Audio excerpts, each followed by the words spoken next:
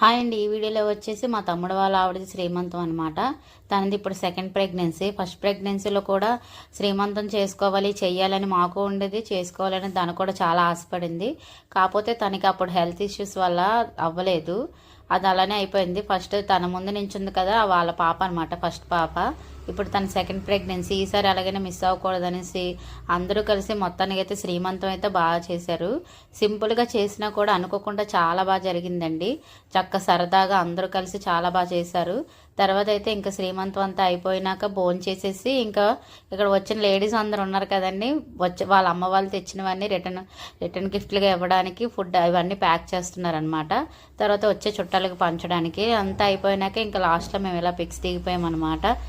అప్పుడప్పుడు ఇలాంటి సరదాలు వస్తుంటే మొత్తం ఫ్యామిలీ అందరూ కలిసి చేసుకుంటే చాలా బాగుంటుంది కదా.